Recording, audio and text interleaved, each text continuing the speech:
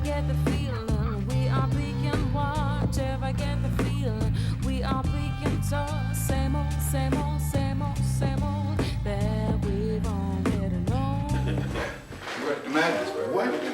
And on the other side of that madness, I mean, see, yeah, you're right. In a certain sense, we're here right now having this conversation because we did unplug. Yeah. You know, it's like, people say, like, well, you got your master's degree, why don't you do this? You know, I'm saying, like, what? Yeah. I mean, like, you know, it's like, yeah, I could have, you know, what? I mean,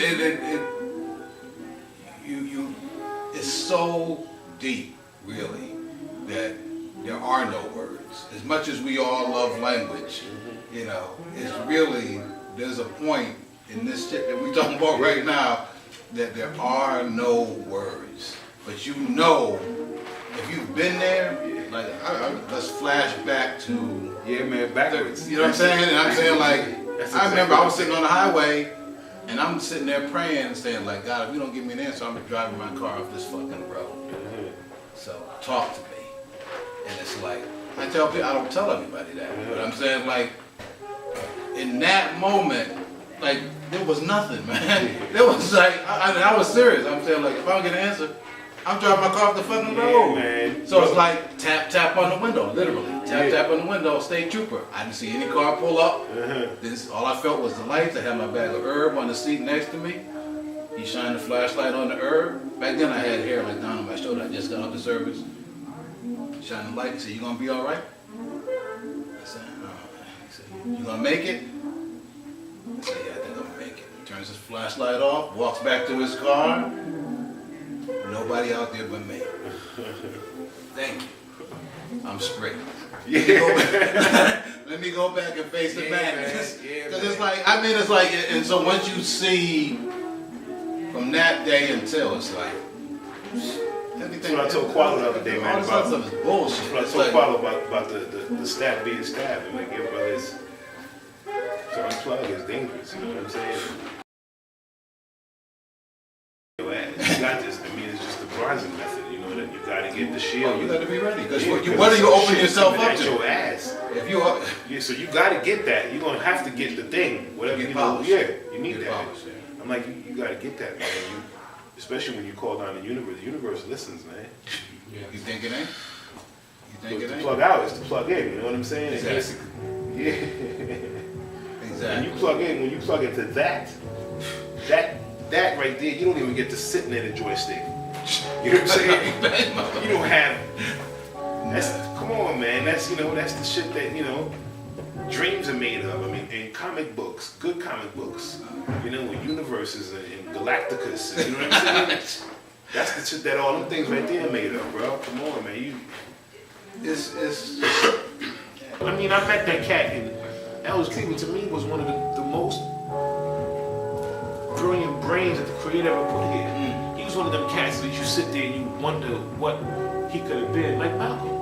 If he didn't have to get into that nonsense, if he could have just been one of our scholars. Yeah. My God, man, Soul on Ice, like the way he broke down James Baldwin. And when Baldwin broke down Richard Wright, everybody was like, but when Eldridge Cleaver broke down James Baldwin and Soul on Ice, oh my God, man, come on, man. You were like, how many brains does this cat got? I mean, you're talking about like, put this right here, put this right here, put this right here. Then we're gonna talk about this, and we're gonna talk about how this correlates. And I'm sitting there like, and I get it. James Baldwin did not see any vestiges of a black man that made sense to him. Perfect sense. Black men, from that era, some emasculated motherfucker. So he picked homosexuality. I don't understand that leap, you know what I'm saying? That choice, but I understand why he had that choice. Being a father, a childless father, or a cat that grew up without an old man in the house and didn't have that male role model thing that you just see right away. I could see how he had that void, you know what I'm saying? Especially with the relationship he had with his own man. But that leap right there, to jump to that, and that was Elgis's point. Like, yeah, okay, I get it. I get that you said, damn, there ain't no choices out here. All these motherfuckers suck. What the hell am I gonna be? But how the hell do you go from that to?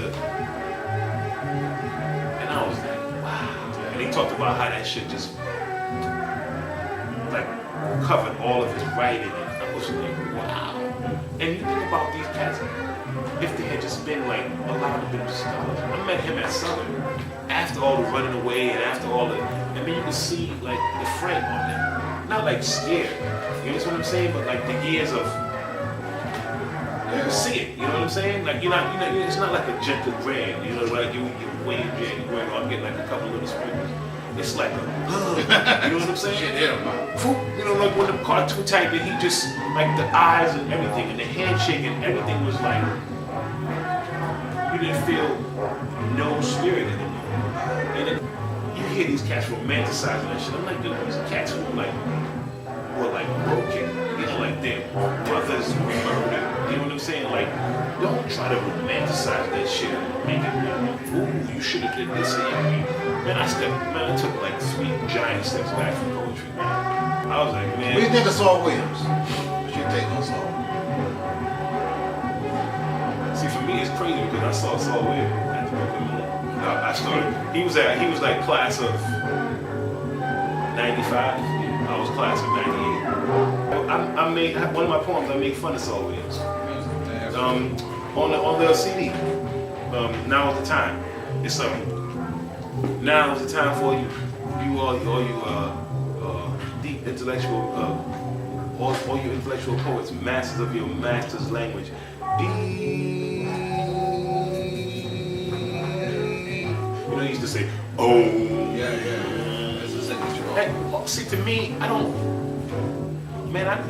grew up in a house, man, where it was a shit house out back, man. We used to sweep people used to make fun of it because you sweep from the front house to the back of the house, the dirt fall through the floor, you know, through the holes in the floor. I come from that, bro, you know what I'm saying? So, I don't like nobody talking no shit about poor people. I get like Lexus used to call them people without shoes. I come from that. I remember the days when I used to get my ass beat if I got caught in my school shoes outside because they were also my church shoes. So we ran barefoot. So I know when I heard him say that, I was like, that's us. So anybody that talks shit about people without shoes, or anybody that talk over the people without shoes head, I get offended. And he talked over common people head. Jupiter's moons, and I get the metaphor because I went to college. Yeah. You know what I'm saying? But, you know what I'm saying? I mean, okay, you know, let's go Christian, Jesus Christ. One of the things that I love about Jesus Christ, because I just think he was a revolutionary cat that thought the Romans was full of shit and he was fucking his people up, so he talked shit. Yeah. And you know, history then romanticized him too. But he talked to everybody, man.